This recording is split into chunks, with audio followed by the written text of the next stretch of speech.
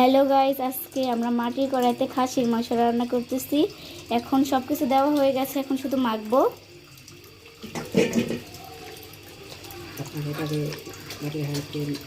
এই যে গাইস, এখন বসিয়ে দেওয়া হয়েছে। এই যে বসিয়ে দেওয়া হয়েছে, এবার আস্তে আস্তে হতে থাকবে। অনেক সুন্দর একটা কালার আসছে, এবার আস্তে আস্তে হতে থাকো।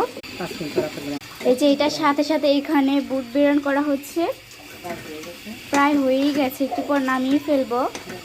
এই যে দেখুন গাইস, এখানে আমাদের ইফতারের আয়োজন করা হয়েছে। এখানে আলুর চপের জন্য মাখা হয়েছে, এখানে বেগুনি বানানোর জন্য বেগুন কাটা হয়েছে, এখানে স্যুপ রান্নার জন্য আমি আপনাদেরকে স্যুপও দেখাবো, এখানে টমেটো সালাদ খাওয়ার জন্য, এটা ভেষণ আর এটা ডালের বড়া তৈরি করার জন্য।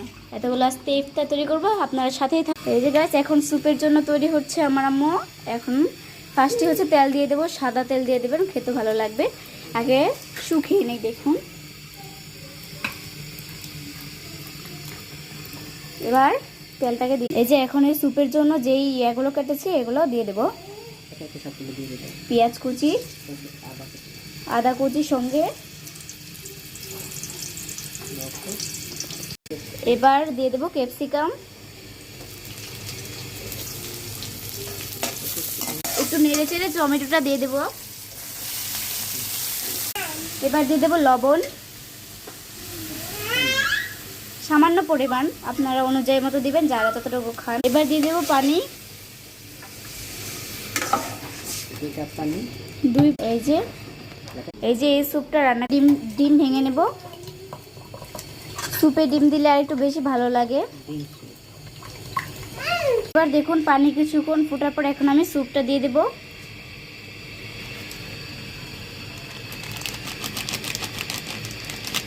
দিয়ে দেবো ফ্যাটানো ডিম স্যুপের মধ্যে, আস্তে আস্তে নাড়ে নেড়ে দিতে থাকবো।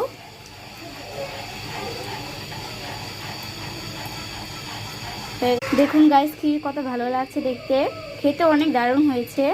এবার উপর থেকে কাঁচামরিচ ছিটিয়ে দেবো, যাতে গ্রানটা একটু ভালো লাগে, খেতেও ভালো লাগে যাতে। এবার শেষ হয়ে গেল, দেখুন দারুণ স্যুপ হয়েছে। আমরা ইফতারিতে আজকে স্যুপ খাবো, খুবই সুন্দর হয়েছে। এটা আরো কিছুক্ষণ হবে, তারপর আমরা এটাকে খাবো, আর 2 মিনিট হলেই হয়ে যাবে।